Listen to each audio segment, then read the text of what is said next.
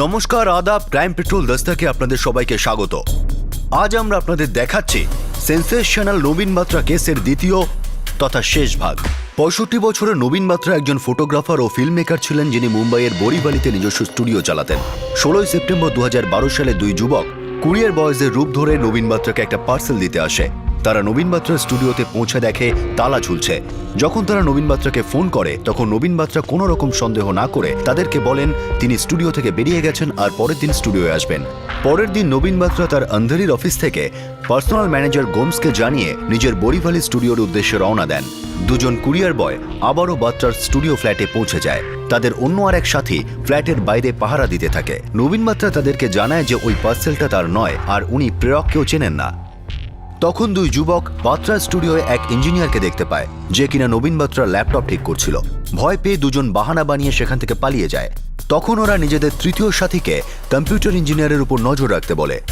আর যেই গৌরব ওই engineer building থেকে বেরিয়ে যায়, তৃতীয় সাথী ওই দুই কুরিয়ার বয়কে জানিয়ে দেয়। এইবার দুজন ঘরের ভিতরে ঢুকে পড়ে আর নবীন বাত্রাকে খুন করার পর সারা ঘর তছনছ করে দেয়। কিন্তু বাত্রার চিৎকার ওনার প্রতিবেশী নাটকার্নি জুটি শুনতে পায়, কিন্তু বয়স্ক হওয়ার কারণে ওনারা দুজন ওই দুই হামলাকারীকে ধরতে পারে না। পুলিশি তদন্ত শুরু হয়। দিল্লিতে বাত্রার স্ত্রী, সিঙ্গাপুরে ওনার মেয়ে আর জামাই এবং লন্ডনে ওনার ছেলেকে ইনফর্ম করা হয়। পুলিশ জানতে পারে বাত্রা খুবই ধনী ব্যক্তি ছিলেন। মুম্বাই আর দিল্লিতে ওনার প্রচুর প্রপার্টি ছিল। প্রথমে পুলিশের মনে হয় প্রপার্টির কারণেই হয়তো পারিবারিক কোনো শত্রুতা থেকে এই খুন হয়ে থাকবে। পরিবারের সব সদস্যকে জিজ্ঞাসাবাদ করা হয়, কিন্তু কিছুই জানা যায় না। পার্সোনাল ম্যানেজার গোমসকেও জিজ্ঞাসা করা হয়, কিন্তু পুলিশ কোনো প্রমাণ পায় না। পুলিশ ক্রাইম সিনে আবার যায়, আর এইবার ওনারা একটা বাক্স উদ্ধার করেন যাতে প্রচুর পরিমাণে কন্ডোম আর সেক্সুয়াল পাওয়ার বাড়ানোর ট্যাবলেট ছিল। পুলিশ এবার মহিলার ইনভলভমেন্টের তদন্ত শুরু করে। নবীন বাত্রার সেল ফোনে 300 কন্ট্যাক্ট ছিল। পুলিশ প্রতিটা কন্ট্যাক্টের সঙ্গে কথা বলে, আর তার সাথেই গোমসকে আবারও জিজ্ঞাসাবাদ করে যে নবীনের কোনো অ্যাফেয়ার ছিল কিনা। সুস্মিতা, নীতা আর কবিতা এই তিনজন নবীন বাত্রার জন্য পোস্ট করেছিল। তিনজনকে জিজ্ঞাসাবাদ করে এটা জানা যায় যে নবীন বাত্রা তাদের পোর্টফোলিও বানানোর পরিবর্তে তাদেরকেই টাকা দিতেন। পুলিশের এই ব্যাপারটায় খুব খটকা লাগে। এখন এরপর ফটোগ্রাফির শখ ওনার এটা মানছে, ফিল্ম বানানোর ইচ্ছে ছিল এটাও মানছে, ক্রিয়েটিভ ছিলেন, প্যাশনেট ছিলেন, সব মানছে। কিন্তু এই কৌটো, এর জিনিসগুলো তো অন্য কোনো ক্রিয়েটিভিটির দিকে ইঙ্গিত করছে। আর এটা তো এখন গল্পের শুধু শুরুটা। বাকি গল্পটা আপনি আমাদের বলবেন মিস্টার গোমস। ব্যাপারটা কি?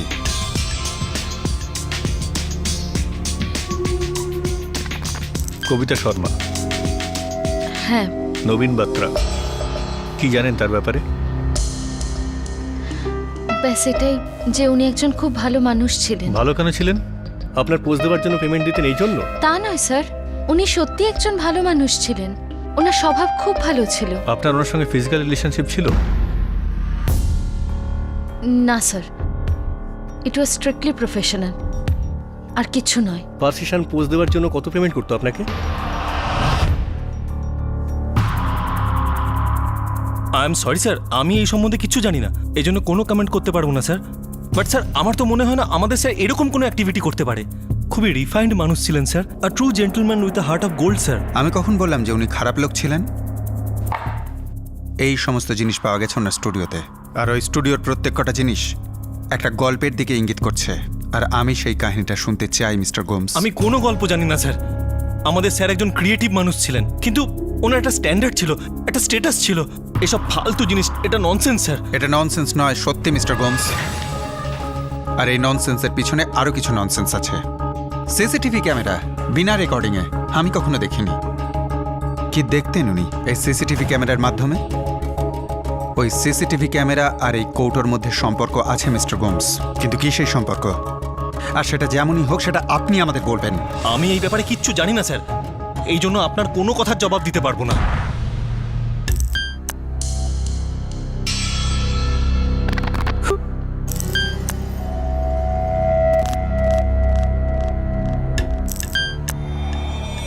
স্যার, কন্ট্যাক্ট লিস্টের সমস্ত মডেলের সঙ্গেই প্রায় কথা বলেছি। সবাই একই কথা বলছি যে নবীন বাত্রা খুব ভালো লোক ছিলেন, ওদের পোজ দেওয়ার জন্য পয়সা দিতেন। তার মানে মিস্টার নবীন বাত্রা নিজের স্টুডিওতে প্রচুর ক্যাশ রাখতেন? স্যার, মানে আপনার মতে মার্ডার শুধু পয়সার জন্য হয়েছে? কদম, যখন সারা সমাজ একটা মানুষের এত সুনাম করে, তখন কিছু শত্রুও তৈরি হয়ে যায়। মানে মার্ডার শুধু পয়সার জন্য হয়নি। না, যদি এই মার্ডার শুধুমাত্র টাকার জন্যই হয় তাহলে অনেক টাকার জন্য হওয়া উচিত।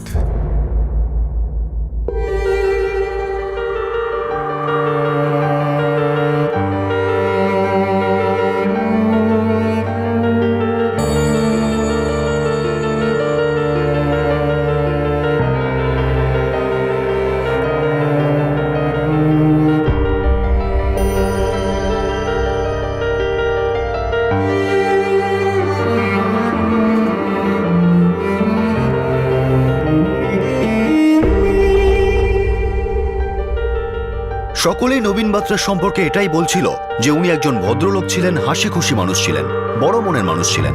নবীন বাত্রার এই কেসে কি সিম্পল একটা চুরির কেস অ্যাক্সিডেন্টালি মার্ডার কেস হয়ে গিয়েছিল?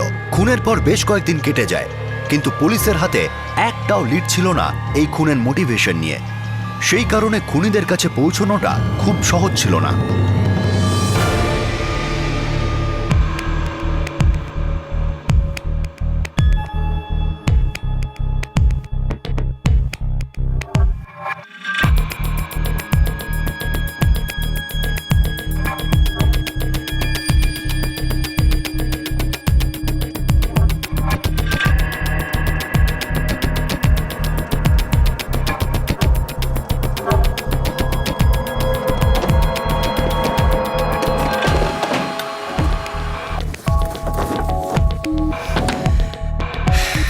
ওই দিনকে নবীন স্যার অফিস থেকে ক্যামেরা নিয়ে এসেছিল, সেই ক্যামেরাটা দেখতে পাচ্ছি না। আর কি কি জিনিস পাওয়া যাচ্ছে না?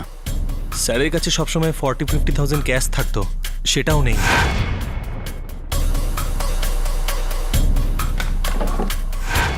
আর কিছু? আর কিছু তো আমি 100% বলতে পারবো না। অ্যাকচুয়ালি আমি ওনার অফিস ম্যানেজ করতাম, আর এই স্টুডিওতে আমি অনেক কম বাড়ি এসেছি। এই স্টুডিও আমাদের নবীন স্যারের, ওনার পার্সোনাল স্পেস ছিল। এখানে উনি কখন কোথায় কী রাখতেন সেটা আমি জানি না sir. I am really sorry, I can not help you sir.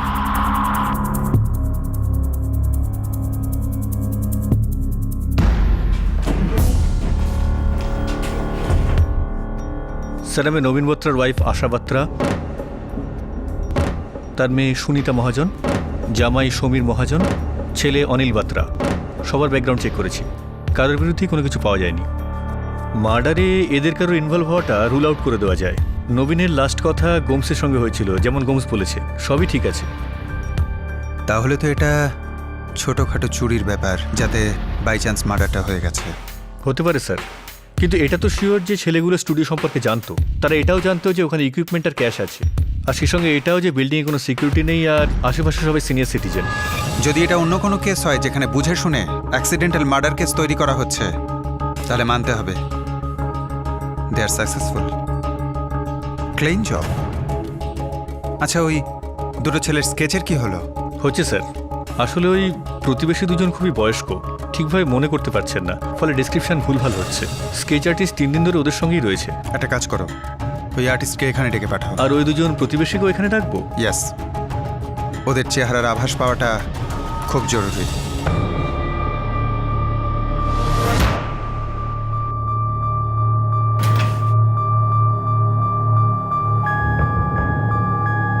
Sir, ওই দুজনে না টুপি পরেছিল, টুপি। হ্যাঁ, দেখুন, আপনি 3 দিন ধরে শুধু টুপির কথাই বলে চলেছেন।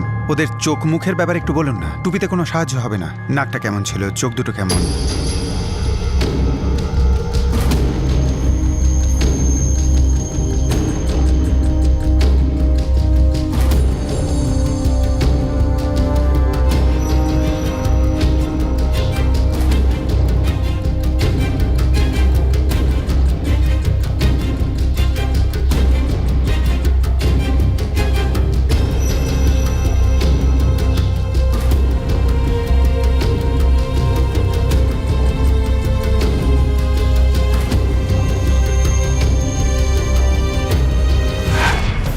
আরে নবীনবাবু কোথায়?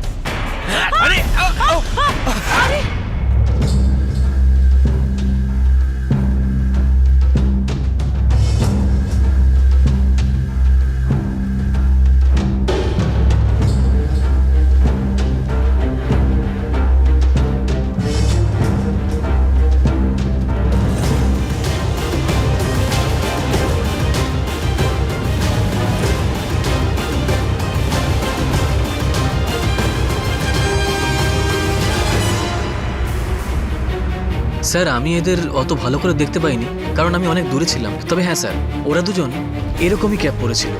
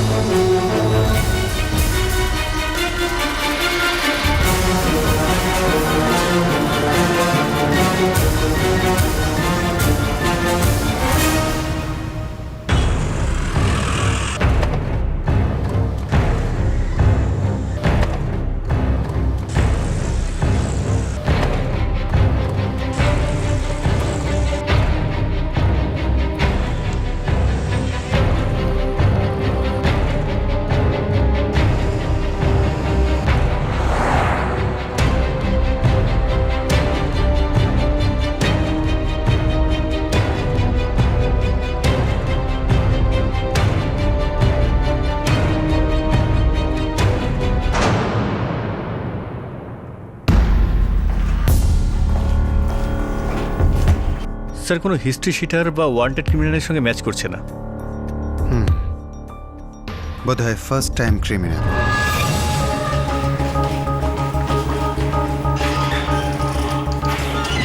স্যার এরা নতুন, না হলে বাইরের ছেলে, অনেকটাই বাইরের, মানে মুম্বাই থানে পুনের থেকেও বাইরে। মার্কেটে কোনো সুপারির খবর? স্যার আজকাল আপনাদের জন্য সুপারি অনেক কম হয়ে গেছে, কিন্তু হ্যাঁ স্যার, যদি এক একটাও বেরোয় না তাহলে খবর একদম বিদ্যুতের মতো চমকায়। ঠিক আছে, তুমি যেতে পারো। Okay sir. কেন জানি না আমার বারবার মনে হচ্ছে এটা ছোটখাটো চুরি বা অ্যাক্সিডেন্টাল মার্ডারের কেস নয়।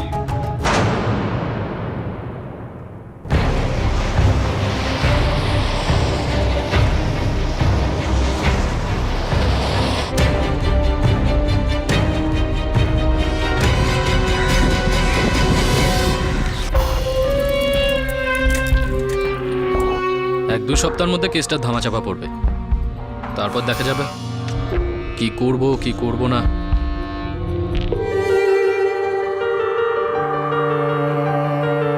আমায় ফিরে যেতে হবে বাবা। মা, আমাকেও ফিরে যেতে হবে। লন্ডন থেকে বারবার ফোন করছে, অফিসে খুব কাজের চাপ রয়েছে। অনিল, সুনিতা, সমীর, তোরা নিজেদের খেয়াল রাখিস। Yes mom. আমি গোমসকে বলে দিয়েছি যে পুলিশ ইনভেস্টিগেশনের প্রোগ্রেস রিপোর্ট আমাদের টাইম টু টাইম যেন দেয়।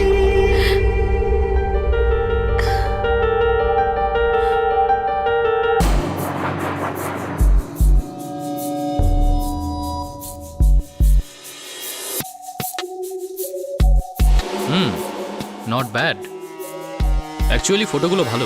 হ্যাঁ, আর আমি আমার কাজের পুরো প্রোফাইলটা এই ফটোগ্রাফির পেছনে প্রিন্ট করে Good. দিয়েছি। ওকে, আমি এটা করতে চাই। Roll, rolling action.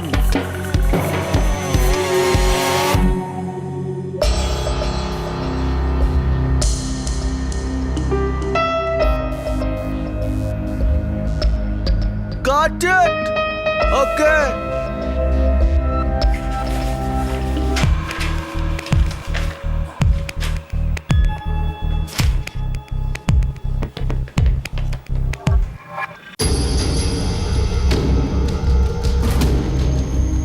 স্যার এগুলো সব নর্মাল কল যেগুলো নবীন বাত্রা করেছিলেন বা এসছিল 16 সেপ্টেম্বর 2012-তে। আমি ক্রস চেক করিয়েছি সব। আর এই যেটা ইয়েলো কালার দিয়ে মার্ক করা 16 সেপ্টেম্বর ইনকামিং কল। স্যার এই একটাই কল কেবলমাত্র ল্যান্ডলাইন থেকে এসছে, বরিবালির কোনো পিসিও থেকে। হ্যালো নবীনবাবু, আমি কুরিয়ার কোম্পানি থেকে বলছিলাম। ভাই আমি স্টুডিও থেকে বেরিয়ে পড়েছি, আবার কালকে আসবো। 16 সেপ্টেম্বর মানে মার্ডারের আগের দিন। স্যার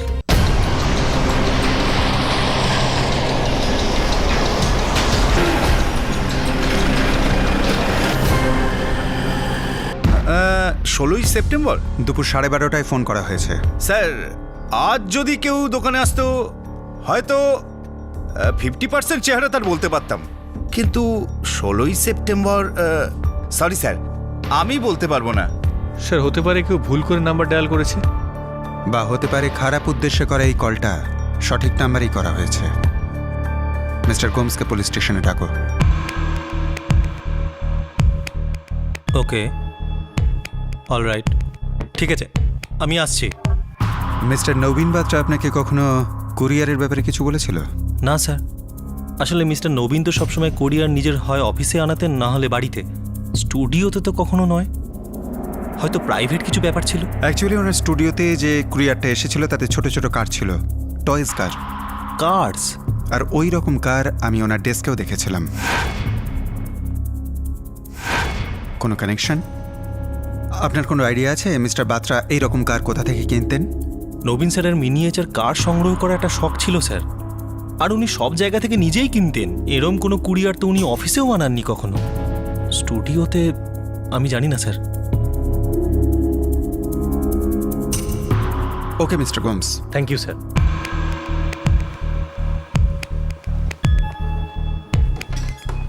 কদম স্যার, ওই দুজন খুনি কুরিয়ারের ছেলের বেশ ধরে 1:45 নাগাদ মিস্টার বাত্রা স্টুডিওয়ে এসেছিল, যখন কম্পিউটার ইঞ্জিনিয়ার গৌরব ওখানে ছিল।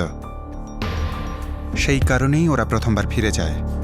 আর তারপর যখন 1:30টার সময় গৌরব ওখান থেকে বেরোয়, তখন কুরিয়ারের ছেলেগুলো আবার এলো, যখন মিস্টার বাত্রা স্টুডিওয় একা, আর ওই দুজন ওনার ওপর হামলা করলো। তার মানে ওদের সঙ্গে আরও একজন ছিল। হ্যাঁ স্যার, ওটা টিপারই হবে যে তাদের দুজনকে খবর দিয়েছিল কম্পিউটার ইঞ্জিনিয়ার বেরিয়ে গেছে।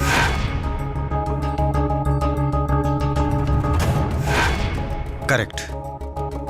সেই জন্য প্রথমবার যখন এসেছিল তখন ওদের ফিরে যেতে হয়, আর যখন দ্বিতীয়বার এলো তখন সফল হলো।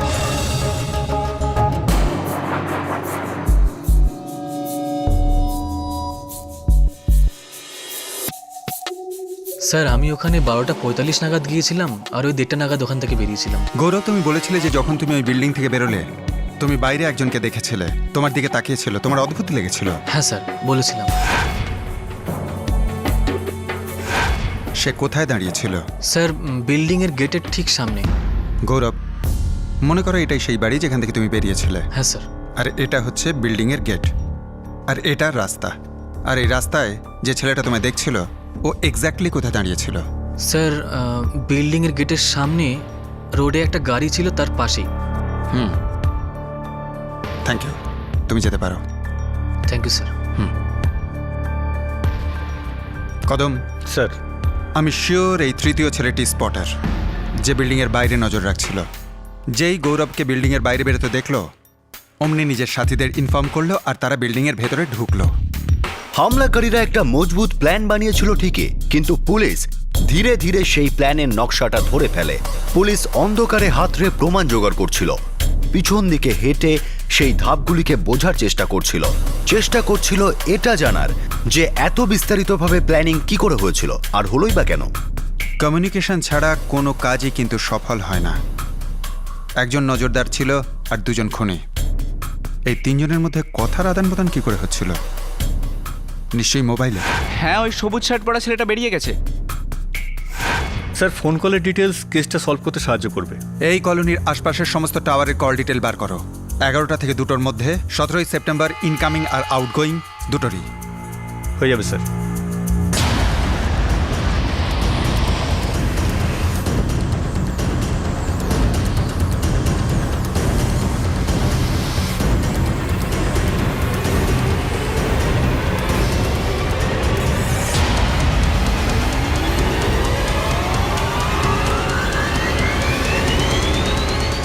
সমস্ত সেলফোন নাম্বারগুলো ট্যালি করো, কারণ হতে পারে এর মধ্যে কোনো একটি নাম্বার মিস্টার নবীনের কল লিস্ট কিংবা কন্ট্যাক্ট লিস্টের সঙ্গে ম্যাচ করে গেল। কারণ যদি এই মার্ডার প্ল্যান মার্ডার হয়, তাহলে খুনি আর ভিকটিমের মধ্যে কিছু তো কমন থাকবে। মেবি একটা common phone number.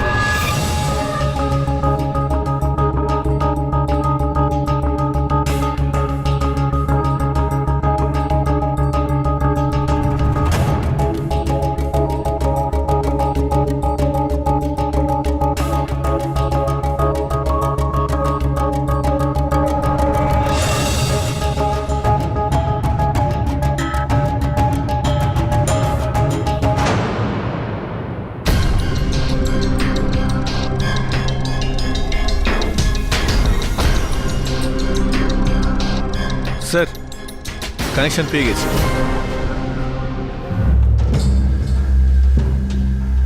6-7 sir 17ই September 1:00 সময় এই নাম্বার থেকে এই নাম্বারে কল করা হয়েছে। দুজনে LIC কলোনির। হ্যাঁ, ওই সবুজ শার্ট পরা ছেলেটা বেরিয়ে গেছে।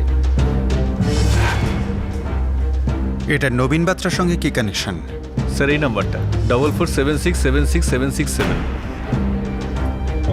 এই নাম্বার থেকে আরেকটা কল করা হয়েছে 16ই সেপ্টেম্বরে 444555664 12:20 12:20 হ্যাঁ, নবীন বাত্রাকে পিসিও থেকে যে ফোনটা এসেছিল তার ঠিক 10 মিনিট আগে। হ্যালো নবীনবাবু, আমি কুরিয়ার কোম্পানি থেকে বলছিলাম। ভাই আমি স্টুডিও থেকে বেরিয়ে পড়েছি। এই সমস্ত নাম্বারের ওই কেসের সঙ্গে কি সম্পর্ক? স্যার এটাই সেই নাম্বার যেটা থেকে 16ই সেপ্টেম্বর 12:20 ফোন করা হয়েছিল এই নাম্বার। মিস্টার নবীনের বাড়িতে তো তালা লাগানো। আর এই নাম্বারটা নবীন বাত্রার কন্ট্যাক্ট লিস্টে রয়েছে। এই নম্বরটা কার? আমরা তাকে চিনি? তাকে কোয়েশ্চেন করা হয়েছে? হ্যাঁ স্যার, কবিতা শর্মা, স্ট্রাগলিং অ্যাক্ট্রেস। কবিতা শর্মা, যাকে তুমি ইন্টারোগেট করেছিলে? হ্যাঁ স্যার। হ্যাঁ হ্যালো কবিতা, মিস্টার নবীনের বাড়িতে তো তালা লাগানো। কিছুক্ষণের মধ্যেই উনি আসবেন উনি। একটা কাজ করো, নাম্বারটা দিয়ে দাও, একবার কল করে জেনে নিই। আরে তাহলে উনি সন্দেহ করবেন। আরে কিচ্ছু হবে না, পিসিও থেকে করবো। আর কবিতা শর্মা এই নাম্বারটায় ফোন করে 17ই সেপ্টেম্বরে 1:45 17ই সেপ্টেম্বর 1:45। মানে এই কলটা তখন করা হয়েছিল যখন ওই ছেলে দুটো মিস্টার বাত্রা স্টুডিওতে ঢুকেছিল। হ্যাঁ, না না, ওরা এখনো বাইরে আসেনি, এখনো কাজ চলছে ভেতরে। কাজ শেষ হয়ে গেলে তোরা ওখান থেকে বেরোনোর পর আমাকে অবশ্যই ফোন করবি। ওকে।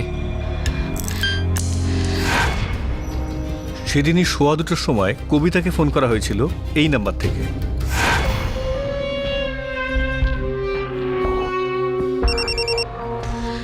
হয়ে গেছে?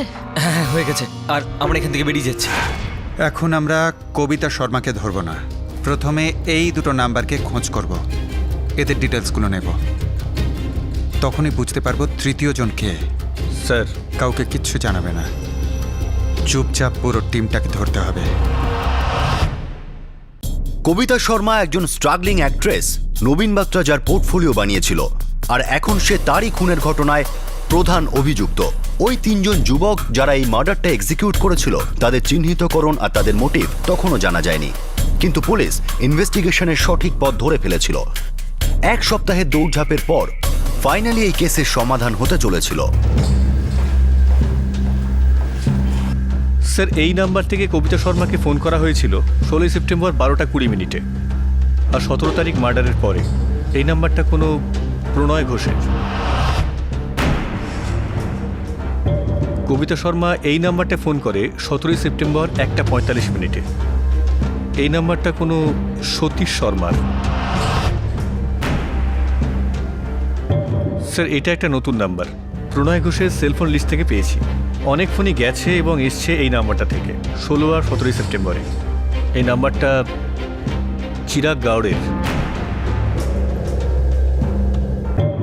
স্যার আরেকটা কথা, এই চিরাগ গাউড়ে যে না, তার একটা হিস্ট্রি আছে, 2-4টে চুরি ডাকাতি করেছে, দাদার পুলিশ স্টেশনে এন্ট্রিও রয়েছে। আর এই দুটো ছেলে সতীশ আর প্রণয়? কোনো ক্রিমিনাল রেকর্ড নেই। সতীশ কবিতা শর্মার ছোট ভাই, আর এই প্রণয় হোটেল লাইনে রয়েছে, ক্যাটারিংয়ে ডিপ্লোমা করেছে আর অনেক হোটেলে সার্ভিস করেছে। এরা সবাই ওয়ার্ল্ডের অধিবাসী। Family background? Lower middle class. প্রণয়ের ফাদার একটা মাল্টিনেশনাল কোম্পানির মেকানিক। কবিতার তার বোন টিভি সিরিয়ালে এক্সট্রার কাজ করে, আর চিরাগের বাবা গভর্নমেন্ট সার্ভিসে রয়েছে, ড্রাইভার। এই 4 জন এখন মুম্বাইতে আছে? হ্যাঁ স্যার, একজন হাবিলদার ওদের উপর নজর রাখছে। আজ রাতে এই 4 জনকে আমরা চুপচাপ তুলে নেব। আমরা এটা তো বুঝতে পেরেছি যে এরাই খুনটা করেছে, কিন্তু এটা বুঝতে পারছি না যে এরা খুনটা নিজেরা করেছে না কাউকে দিয়ে করিয়েছে। তাই আজ রাতে চুপচাপ তুলে নেব।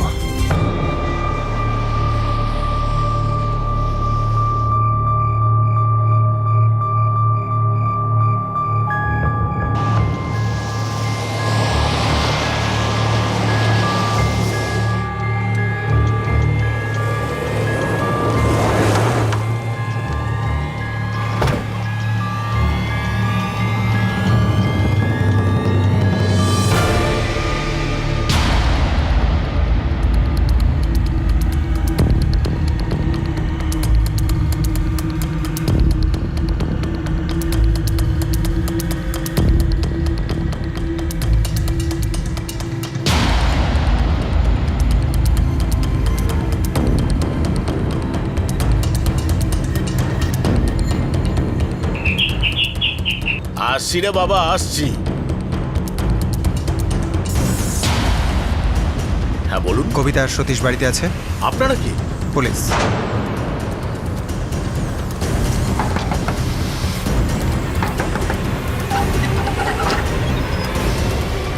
প্রণয় ঘোষ, চল, আরে আমার কথা শোন। চল।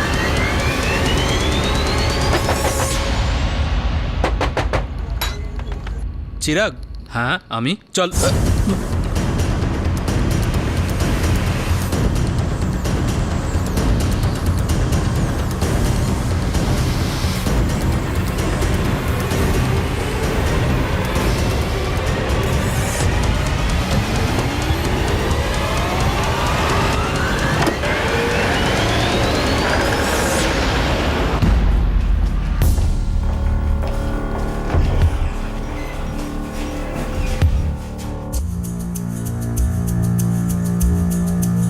ষোলো আর 17 সেপ্টেম্বর তোমরা ফোনে যা যা কথা বলেছ পুরো কল রেকর্ডস আমাদের কাছে আছে। তোমরা যেখানেই গেছো সমস্ত ডিটেল রয়েছে। সতীশ শর্মা, তুমি 17 সেপ্টেম্বর কিংস্টন অ্যাপার্টমেন্টের সামনে নজরদারি করছিলে। কিংস্টন অ্যাপার্টমেন্ট, যেখানে মিস্টার নবীন বাত্রার স্টুডিও। আর তোমরা, প্রণয় আর চিরাগ, তোমরা দুজন 17 সেপ্টেম্বরে মিস্টার নবীন বাত্রার স্টুডিওতে গিয়েছিলে। প্রথমে লুটপাট করলে, তারপর ওনাকে খুন করলে। মিস কবিতা শর্মা, আপনার কথায় কোনো কথা বলবেন না। পুরো ঘটনা আমরা জানি।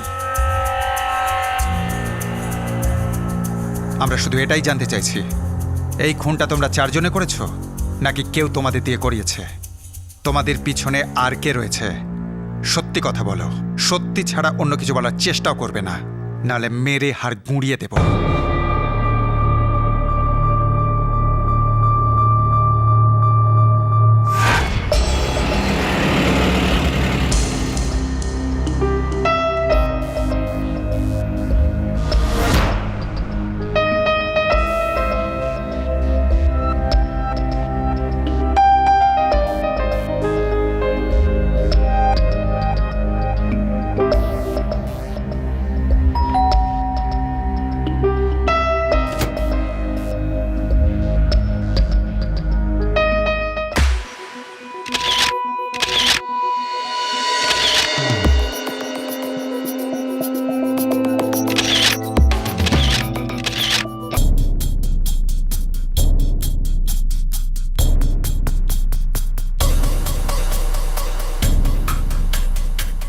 এই নাও, থ্যাংক ইউ স্যার। তোমার প্রিন্টগুলো কালকেই তৈরি হয়ে যাবে। আমি মিস্টার নবীনের ব্যাপারে একজন কলিগের থেকে শুনেছিলাম। আমি জানতে পারলাম যে উনি পোর্টফোলিও বানাতে পয়সা নেন না, বরং মডেলের পোজের জন্য উনি টাকা দেন। সেই সময় আমি ভাবলাম এটা তো সোনায় সোহাগা। নবীন বাত্রাকে মারার জন্য তোমায় টাকা কে দিয়েছিল?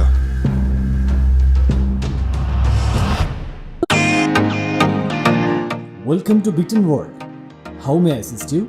নতুন ফ্ল্যাটের জন্য একটা স্ট্যান্ড ফ্যান আর কুলার নেব।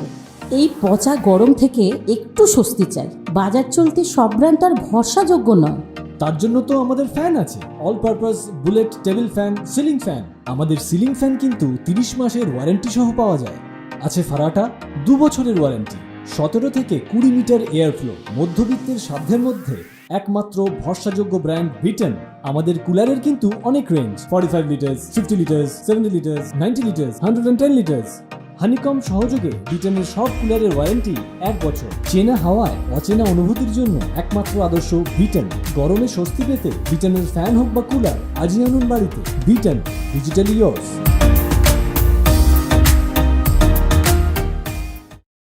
আমি জানতে পারলাম যে উনি পোর্টফোলিও বানাতে পয়সা নেন না, বরং মডেলের পোজের জন্য উনি টাকা দেন।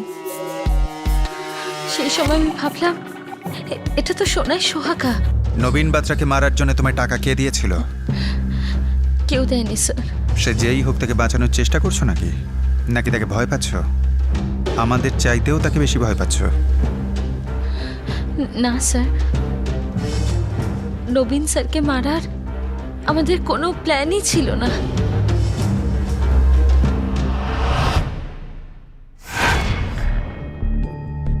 একটার পর একটা ভুল করেই চলেছি। আরে ধার দেনায় ডুবে গেছি আমি। 50,000 টাকা ধার হয়ে রয়েছে মার্কেটে। তাহলে এখন কি করে লোন মেটাবে? কিচ্ছু জানি না। তুমি হেল্প করবে? আরে আমি কি করে হেল্প করব? আমার কাছে তো কিচ্ছু নেই। আরে তোমার ওই বুড়োটা আছে না, ফটোগ্রাফার, তুমি তো বলছিলে যে ও নাকি পোস্ট দেওয়ার জন্য টাকা দেয়, তো ট্রাই তো করো।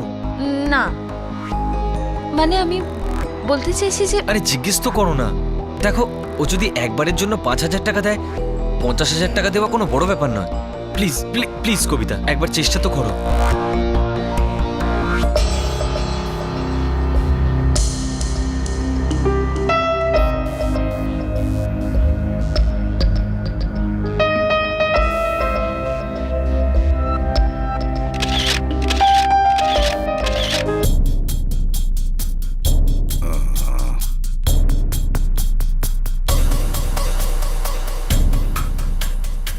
কবিতা, তুমি একটা কথা সবসময় মনে রাখবে, তুমি একদিন খুব বড় অ্যাক্ট্রেস হবে। এই নাও।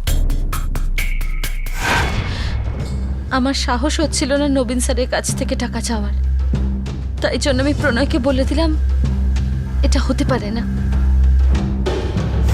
চলো, কোনো ব্যাপার না। তুমি টাকা চাইতে পারবে না তো, কিন্তু আমরা টাকা নিতে তো পারি। তার মানে ও টাকা ওই কাপবোর্ডে রাখে না? আর তুমি বলছিলে যে ও দুপুরবেলা বাড়িতে একা থাকে, তাই তো? হ্যাঁ, তো চুরি? হ্যাঁ, চুরি। প্রণয় তুমি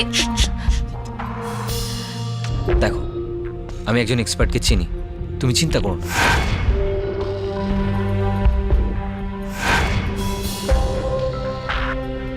সে তো ভাঁদের কাজ। কাজের লোক সকালে আসে অথবা বিকেলে আসে। আর কেউ? হ্যাঁ, দুদলও সকালে আসে। মানে দুপুরবেলা আমাদের জন্য একদম ঠিক সময়। ওই সময় ও পুরো ফাঁকা থাকে, একদম একা। যদি কোনো ফটোশুট না হয় তাহলেই উনি একলা থাকবেন। আমরা সেরাম দিন দেখে যাব যেদিন ও দুপুরে পুরো একা থাকবে। আর তুই বলছিলিস না ওই বিল্ডিং এ ওয়াচম্যানও নেই? আমি তো আজ অব্দি দেখিনি। আরে আমরা তো নজর রাখবো বিল্ডিং এ। কিন্তু কি করে?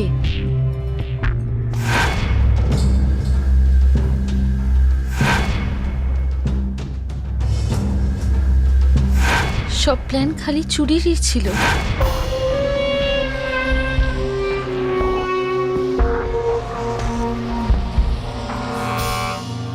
আরে এই রুমালটা কি জন্য?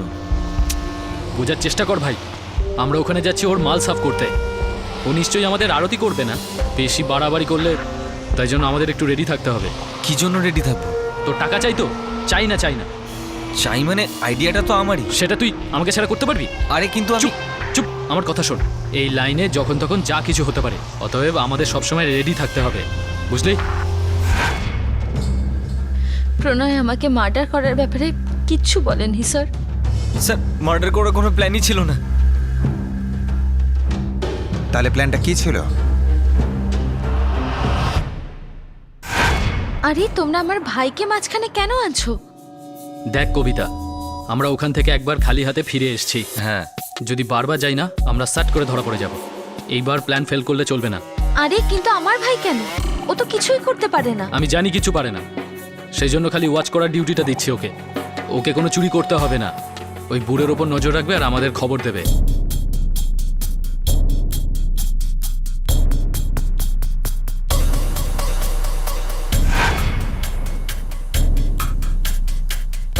স্যার, আমরা বুঝতে পারিনি মিস্টার বাত্রা কখন মারা গেছে। আর আমরা শুধু ওনাকে বাঁধতে চেয়েছিলাম, কিন্তু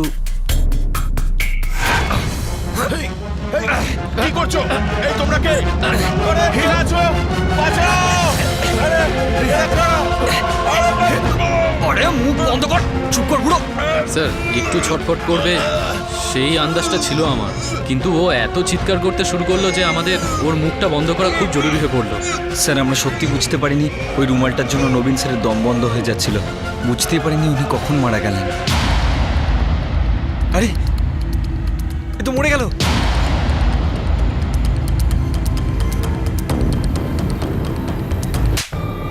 কবিতা, আরে বিশ্বাস কর, আমাদের মারার প্ল্যান ছিল না। কিন্তু মেরে তো ফেললে না? মেরে ফেলেনি, ও মরে গেছে। আর তুমি আমার বেচারা ভাইকেও এই মার্ডার কেসে ফাঁসিয়ে দিলে। আরে কি মার্ডার করছো? আরে ভুল হয়ে গেছে। মিথ্যে কথা বলো না প্রণয়। তুমি আর চিরাগ নবীন স্যারকে মারার আগে থেকে প্ল্যান করেছিলে না? তুমি আমাকে মিথ্যে বললে, আমার ভাইকেও মিথ্যে বললে।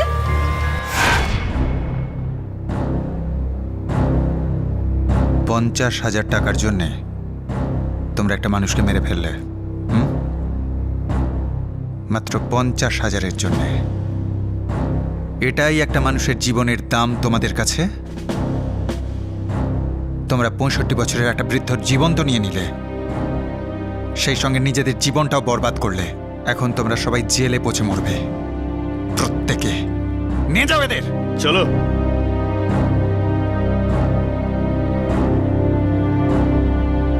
কি ওরা শুধু 50,000-এর জন্য নবীনকে মেরে ফেললো? হ্যাঁ ম্যাডাম, আমিও শুনেছি। ওরা এরকমই স্টেটমেন্ট পুলিশকেও দিয়েছে।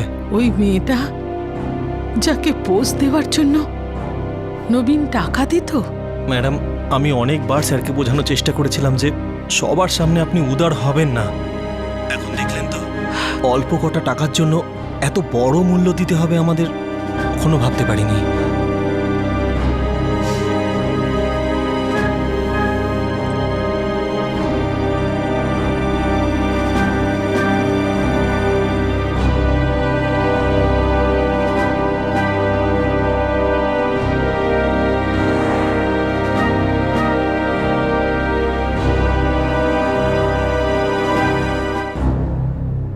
এই বাক্সের ব্যাপারটা এখনো পরিষ্কার নয়।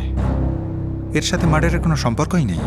এনিওয়েজ, কারোর পার্সোনাল লাইফের সঙ্গে আমাদের কোনো সম্পর্ক নেই।